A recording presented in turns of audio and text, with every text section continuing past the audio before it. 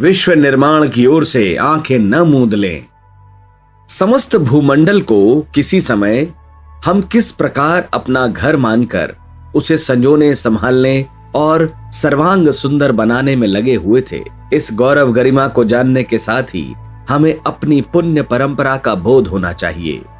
वर्तमान दुर्व्यवस्था पर ग्लानि अनुभव करनी चाहिए और आत्म गौरव की ऐसी किरणें अंतःकरण में जगानी चाहिए जिनके आधार पर पुनः भूतकालीन स्थिति में लौट चलने की, पूर्वजों की महान धरोहर संभालने की बेचैनी अनुभव होने लगे। इतिहास का प्रमुख उद्देश्य भविष्य निर्माण की प्रेरणा देना ही होता है। अतीत के गौरव को यदि भावना पूर्वक पढ़ा जाए तो आज हमारे भीतर वैसी ही स्फुरणा उत्पन्न होनी चाहिए। एशिया को 4 भागों में विभक्त कर सकते हैं। पहला, मध्य एशिया, जिसमें भारत की सीमा से लगे उत्तर दिशा में चीन, रूस आते हैं। दूसरा, पश्चिम एशिया, जिसमें अरब देश, इराक, ईरान आदि आते हैं। तीसरा, पूर्वी एशिया, जिसमें इंडोनेशिया, इंडोचाइना, मलेशिया आदि आते हैं। और चौथा, मूल भारत, जो आज तो छोटा रह गया है पर कुछ दिन पूर्व उसका विस्तार था। तिब्बत, नेपाल, इराक, बर्मा, लंका, पाकिस्तान, बांग्लादेश, यह सब इसी शताब्दी तक भारत के ही अविच्छिन्न अंग थे। अब दुर्भाग्य ने उन्हें हमसे अलग कर दिया, तो भी कल तक वे अपने साथ थे, इसे भुलाया नहीं जा सकता है। इन क्षेत्रों में फैला जनसमूह भारतीय लोगों से ही बना है। उनकी नस्ल और संस्कृति में यत्किंचित ही अंतर आया है।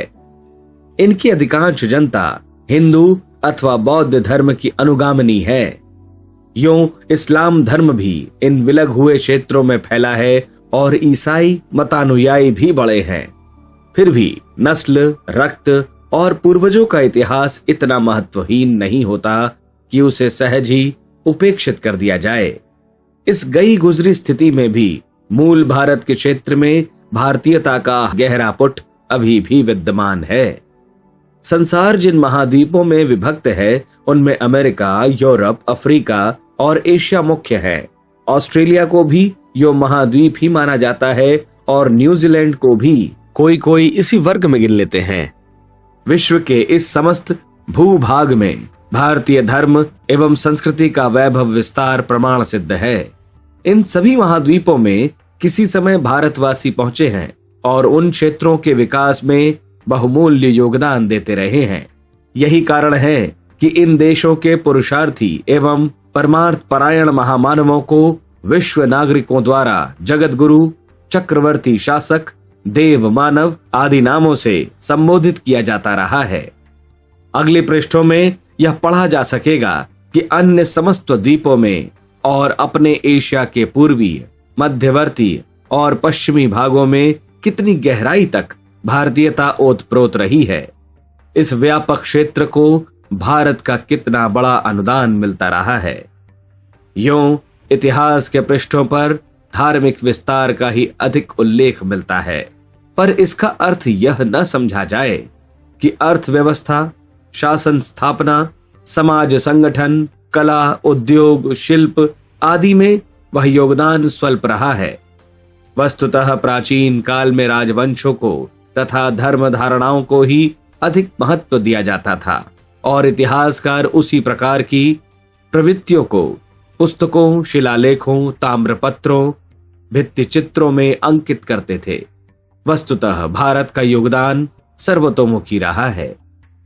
इस गई गुजरी स्थिति में भी विश्व के लिए हम बहुत कुछ कर सकते हैं।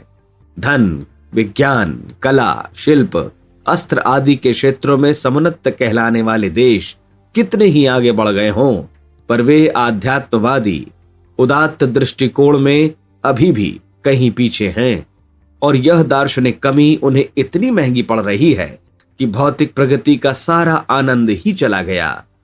सच तो यह है कि एकांगी प्रगति इनके गले में नाग फांस बनकर रह गई है और अपनी कराल दाढ़ों में उन्हें ग्रसित करती चली जा रही है। भारत का तत्वज्ञान वह अमृत है जिसे प्राप्त करके अभावग्रस्त परिस्थितियों में भी अजस्त्र आनंद अनुभव किया जा सकता है। फिर जब समृद्धि भी हाथ हो तो कहना ही क्या। समस्त विश्व यह आशा लगाए बैठा है कि आज नहीं तो कल भारत से सूर्योदय होगा और उसकी प्रकाश किरणें सर्वग्रासी अंधकार को दूर करेंगी। समय आ गया है कि हम आगे बढ़ें, अपने को सुधारें, अपना धर्म सुधारें, किंतु इस सुधार प्रक्रिया को अपने छोटे दायरे तक ही सीमाबद्ध न रखें।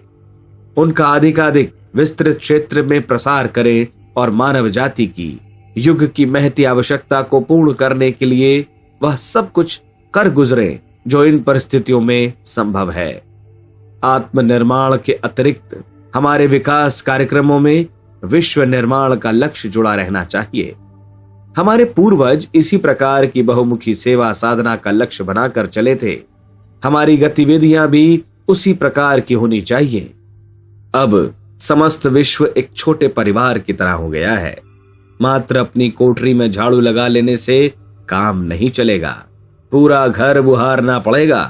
कोई व्यक्ति या देश अपनी कितनी ही उन्नति क्यों न कर ले, अन्यत्र विकृति बिखरी होगी तो वह उन्नति भी स्थिर न रह सकेगी। हमें आरंभ से ही अपने विकास कार्यक्रमों में आत्मोत्कर्ष के साथ साथ विश्व कल्याण की गतिविधियों को भी विस्तृत करते चलना चाहिए। हमारी प्रधान पूंजी अध्यात्मवादी तत्व दर्शन है, उसकी अभी कमी नहीं है। स्वामी विवेकानंद, राम तीर्थ आदि ने विश्व कल्याण की जिन प्रवृत्तियों को हाथ में लिया था, उन्हें यथावत चालू रखने की आज वैसी ही आवश्यकता है।